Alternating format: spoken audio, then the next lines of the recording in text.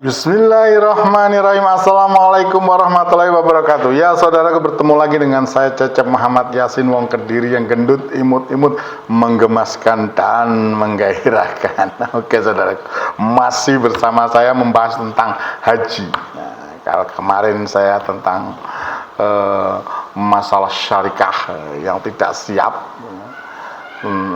berhubungan dengan penyelenggaraan haji sehingga banyak jamaah Indonesia yang terpisah-pisah. Kali ini saya akan membahas tentang haji furoda, haji khusus yang posisinya itu di luar haji, di luar penyelenggaraan pemerintah Indonesia. Nah saudaraku, sebelum kita membahas tentang haji furoda yang saat ini mungkin ada puluhan ribu jamaah yang terpaksa tidak bisa menunaikan haji walaupun sudah ada di Mekah. Nah ini mari kita bahas tentang haji, tentang visa haji. Nah, visa haji itu ada beberapa yang saya tahu dan yang saya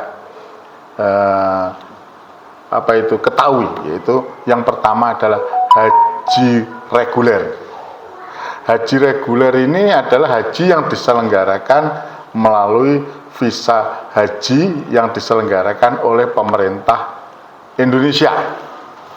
Ya, seperti saat ini ya, mereka jamaah haji yang daftar melalui ongkos naik haji di bank-bank, lantas mereka dipanggil pada waktunya mereka berangkat dipanggil. Dan ini sekarang ini antriannya sudah sampai 20 sampai 30 tahun melihat di mana mereka mendaftar haji dan berangkat dari mana.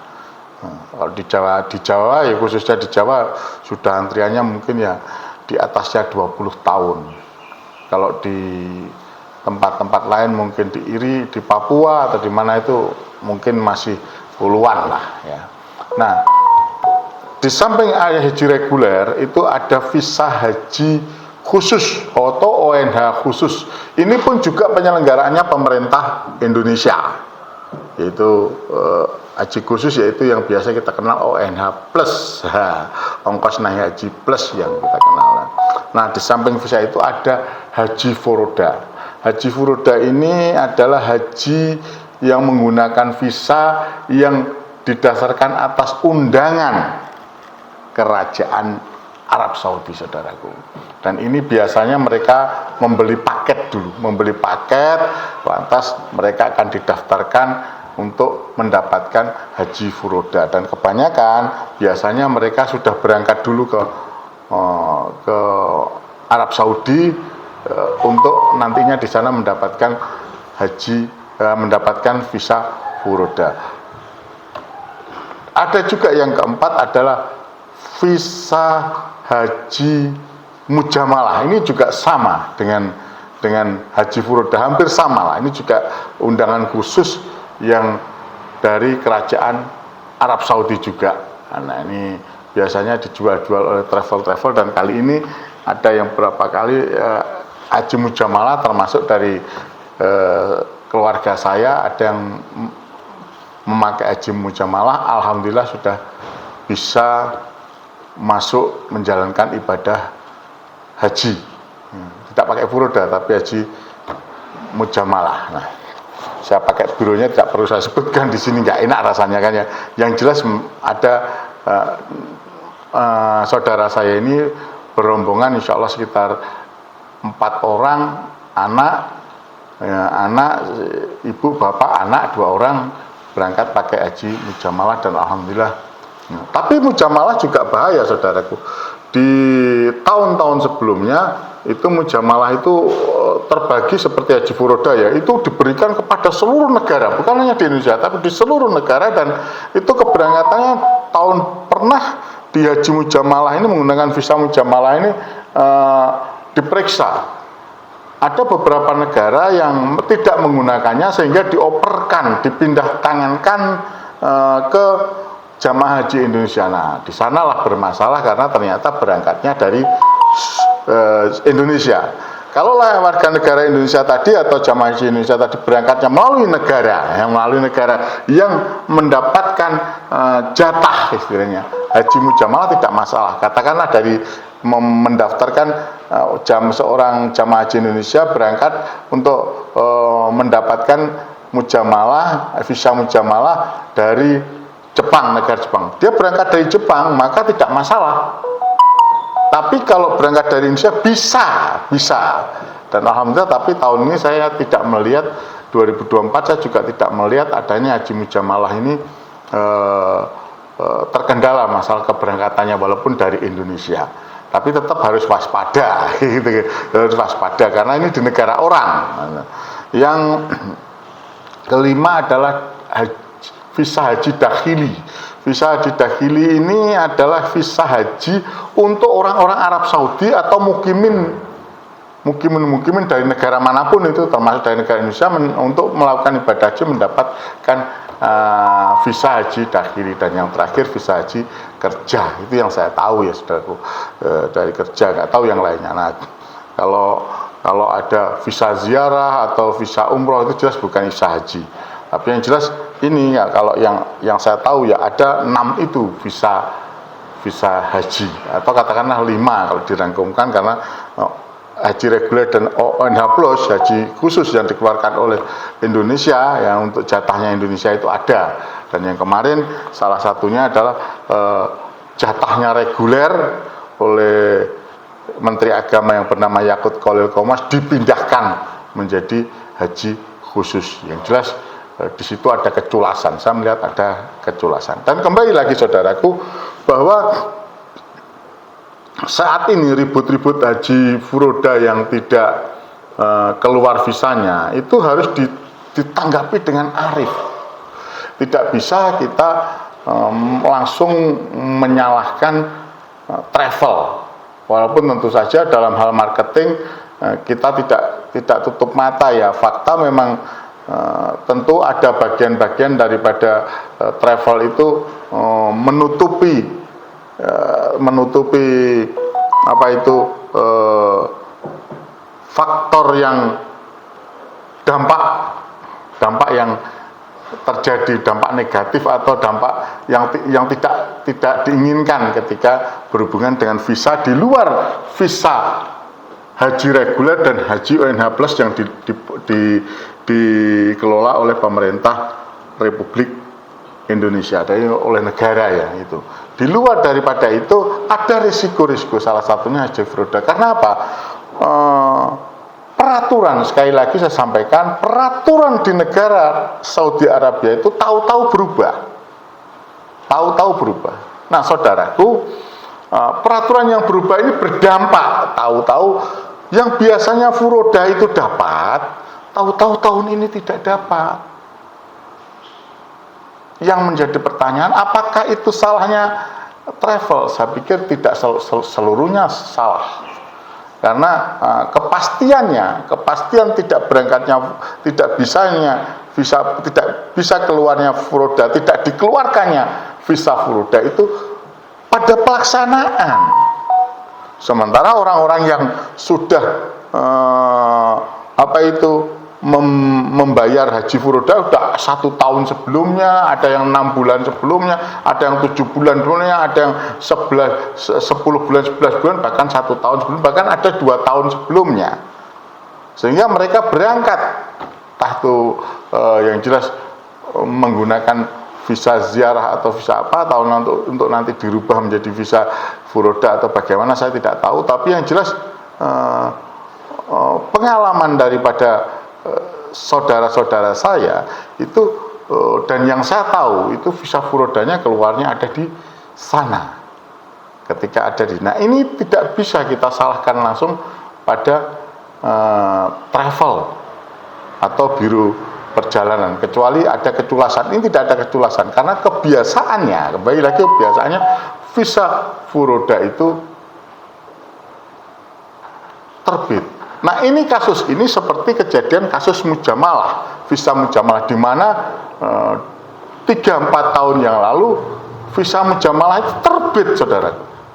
Orang pegang visa mujamalah itu, pegang Saya melihat ada orang yang sudah pegang mujamalah, tapi dia tidak bisa menjalankan karena ternyata visa mujamalah kebijakan mendadak daripada pemerintah Arab Saudi itu, yaitu mereka yang memegang visa mujamalah yang tidak berangkat dari negara yang mendapatkan jatah, yang mendapatkan hak visa mujamalah dari negara yang tidak mendapatkan hak itu, maka harus ditolak. Misalkan saya mendapatkan saya memegang kartu visa mujamalah dari negara Thailand, kayak gitu, Thailand.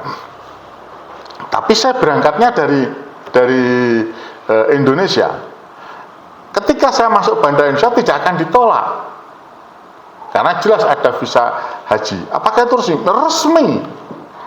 Tapi sampai di sana tahu-tahu ada kebijakan bahwa yang berangkatnya kalau dapat dari Thailand harus berangkat dari Thailand, sementara saya berangkat dari Indonesia sehingga tertolak. Nah, dari sinilah kadang-kadang peraturan Arab Saudi itu tiba-tiba berubah.